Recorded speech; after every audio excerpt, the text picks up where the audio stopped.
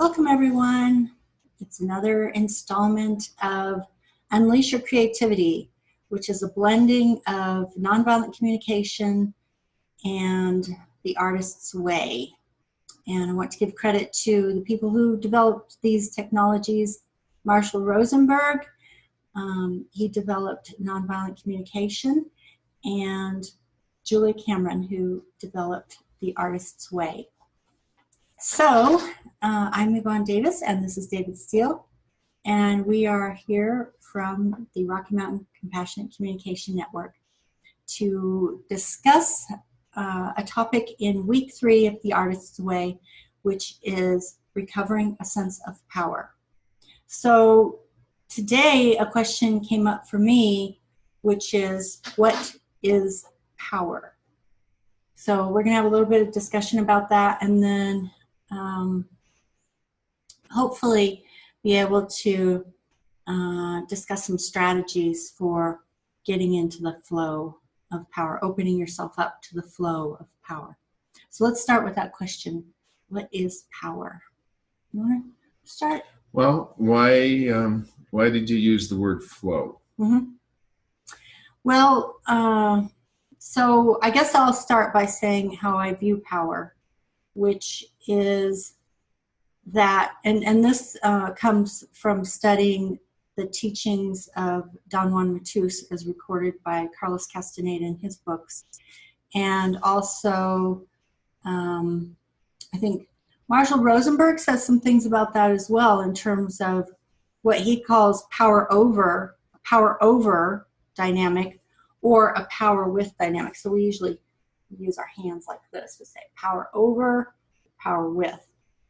So when I think about power, I'm thinking of it the way that Don Juan Matus spoke of it, or the way Marshall Rosenberg spoke of it. So it's not something like most people, the way they think of it is in that power over dynamic, which is that power is something you have, like having an object that you can possess. And if you have it, then you want to have more of it than other people have. So there's this idea of having more than other people have or less than other people have, as if it's an object that you can own. And that's not the way that, it's not the way to understand it if you're looking at it through, say, Marshall Rosenberg's eyes or Don Juan's eyes. In a power with dynamic, it's all about energy. It's not how you dress. It's not how much money you have. You could be the President of the United States and a janitor and be equal. In fact, on some level, the janitor could even have more power.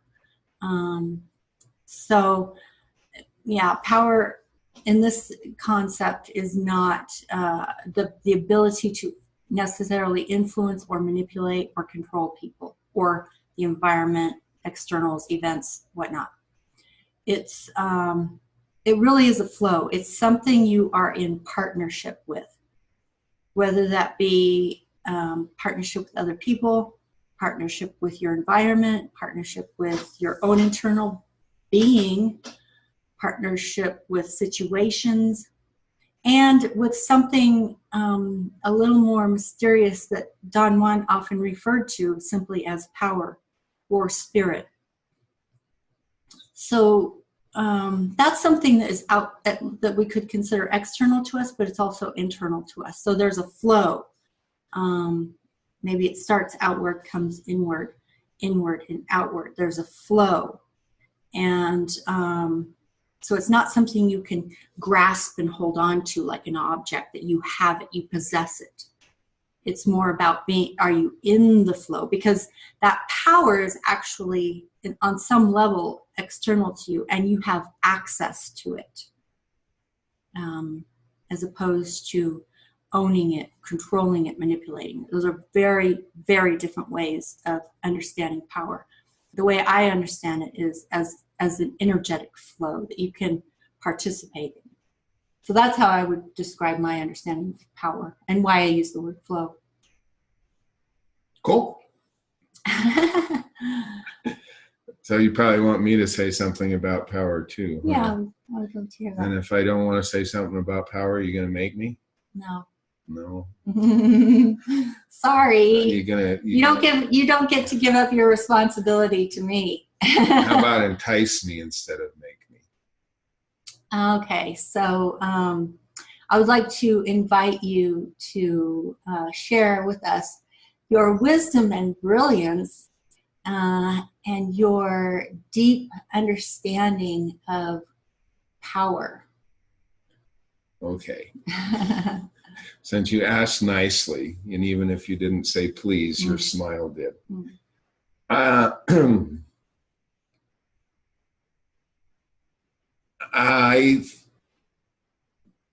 Let's start with physics. When we talk about how much power an engine has, it is measured in its ability to create movement. And so you have something that has a certain mass, and if you want to make it move, it takes a certain amount of power to make it move. And if you want to make it move faster, you have to have more power. And I would say fundamentally, power is the ability to impact our environment, both internal and external. And so what you were alluding to is, or what you were talking about with the hands, is, do we want to impact that environment by coercion and control, both internal and external? We can try to coerce and control ourselves as much as we can try to coerce and control our world around us. Or do we want to do it in partnership? And when it's in partnership, I think of it more like a dance, a back and forth, a fluidity. So there's another aspect to power. I'm just kind of doing the dump on what I perceive about power. And that is is connected to vitality, to the energy in our body, to our ability to use our bodies to manipulate. People talk about feeling weak and powerful, and often that has to do with the state of being in the body and the health of the body. And so that's another aspect of power. So in order to have power in your world, because I think people doing this program, they want power in their world, there's a certain amount of hygiene, whether it's a discipline or a meditative practice, as well as physical hygiene and eating habits and stuff like that. So those are all components of power. And then there's another kind of power which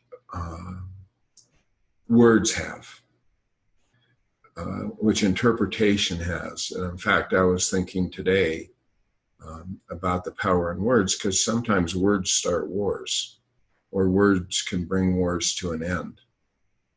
And that is words, the description of our world and the way we use words to describe our world really profoundly impacts the texture of our experience and the reality that we perceive and our participation in that reality. And so if someone is in a situation where they feel powerless,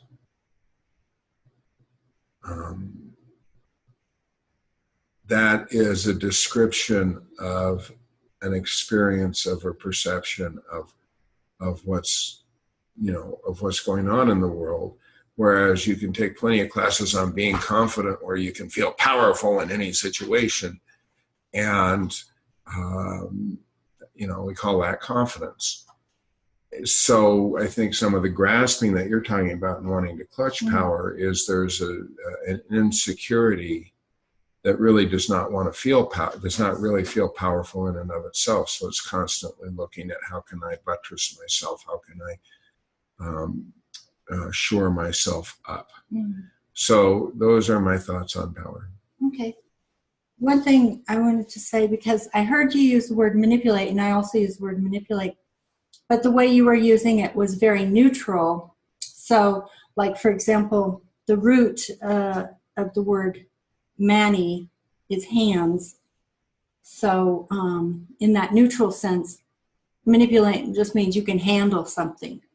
Yeah, and in fact, the word man comes from that root, because when that word was developed, when that emerged in our culture, we were thinking of man, the tool maker. You know, these days you would talk about humanity, but we're talking about back then is that we are the species, we are the beings, the mammals on this planet that can manipulate our world and refine ore to create steel, to develop plastics, to build computers, and to play video games. Yeah. Oh, I got to go.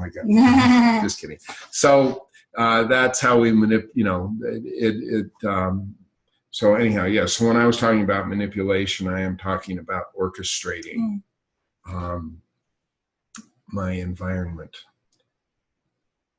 Yeah, and that's a more like I said, a kind of neutral power with definition of the word. Physics. Yeah, it's like physics. Yeah, whereas the way I was using it is the way it's often has a connotation in our modern culture that incorporates the idea of domination. That when you are manipulating, when you're trying to influence, that you are doing it in a manner that comes from an energy of domination. And you try to sculpt or create someone else's essence, their being, and force it into a certain mold, and to compel a certain kind of behavior that they may not really want to participate in. I think that's often manipulation. And kind of the opposite of that is what Henry David Thoreau said when he was in jail because he refused to pay his taxes because he didn't believe in the Spanish-American War. And he said, you can imprison my body, but you cannot imprison my thoughts. And I'm still free to be who I am, even though I'm in jail. And that's a different kind of power, where our well-being, our sense of well-being, our sense of self is not derived from the shape of our surroundings. You know, that's how people like Martin Luther King were able to do what they did in face of ongoing assassination of threats. Is that external world, the heart that was in them beating, the fervence with which they were committed or devoted to what they believed in was so strong that that external world and the nature of it, although I'm sure it created fear in them, did not cajole or control their behavior. Yeah.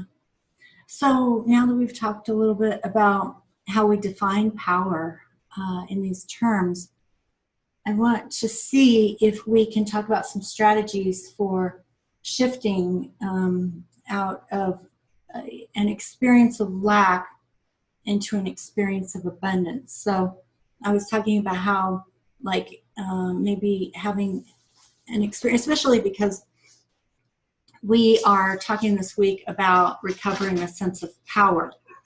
So we may have at times an experience where certain needs aren't met. And so I thought about what those needs might be. Needs for freedom, choice, autonomy, and power in my world.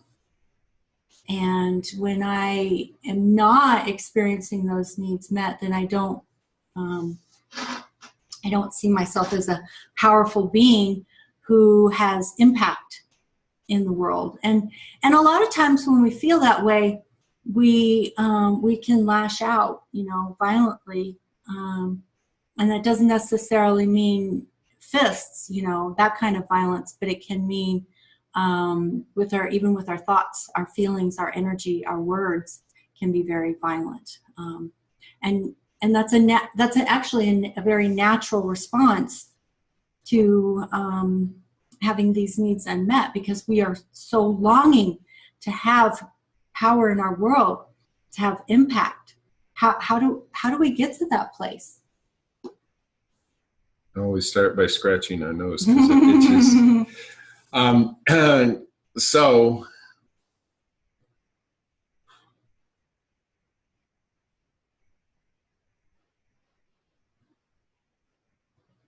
that's a very deep question that you ask. And, it brings up for me the Viktor Frankl quote about stimulus and response. And between the stimulus and the response, there's a space. And in that space, we can make a choice. And in that choice lays our freedom. So when we are totally stimulus response driven, and one might say blindly reacting to the information delivered to us through our senses and through our feelings, then we really, we're not free. We're totally controlled by circumstance. And, there's a dynamic that has been used forever with people saying really outrageous things just to stimulate an automatic response from someone else. And the media really, really relies on this for ratings and popularity, to get that automated, visceral reaction to something.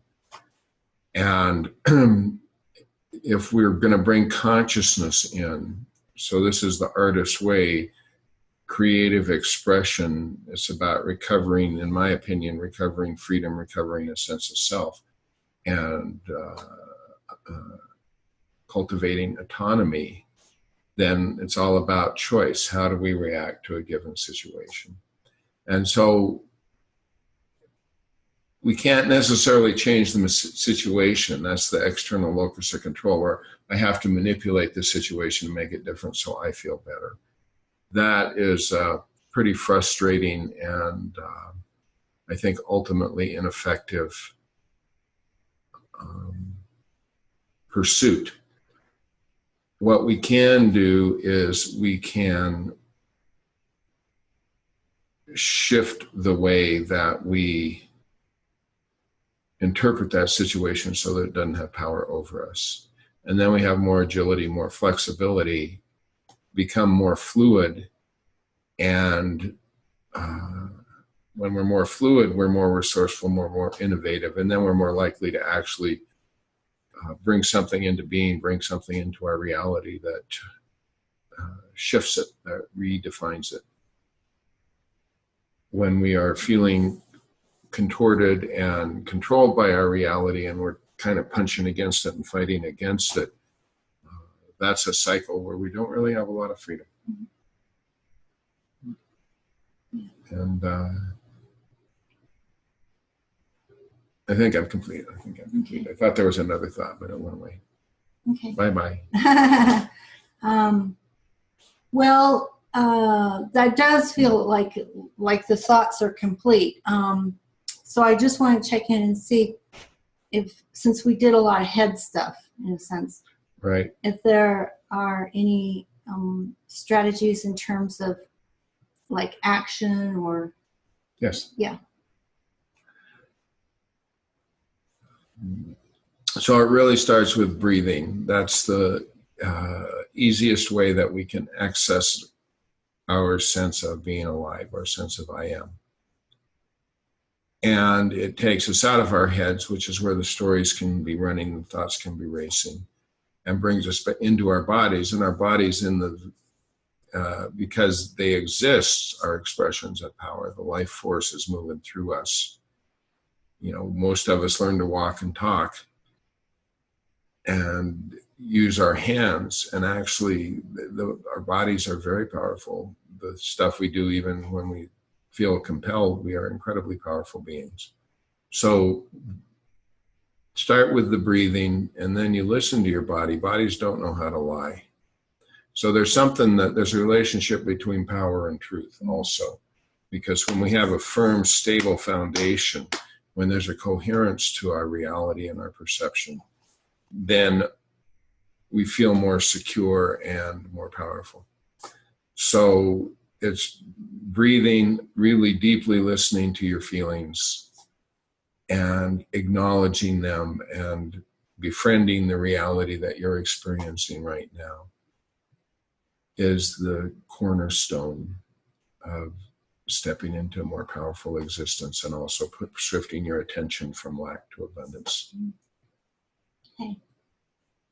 I think I'm going to stop there because, there's so much. Right. I mean, this is a life path. It's not just something you get in a 20-minute video. Right. Yeah. So, all right. So we'll bring this discussion of what is power to a close, and we will see you tomorrow. Ring the bell. I never forget anymore. Oh, okay. Never. I thought when you said ring the bell and I saw your hand off camera moving towards the mouse, I thought you were going to click the stop the video button. And I felt insecure, and I just acted without thinking. Okay. Oh, my. Yeah, and so actually, let's use this as an opportunity to talk about power. A trust, because a lot of times we're out of power when we don't feel trust. We're coming from a place of fear and lack.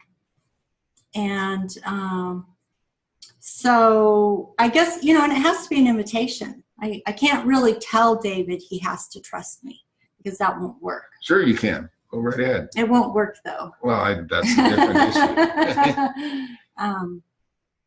So I'm inviting you to see if we can move into trust around that. Okay. Okay.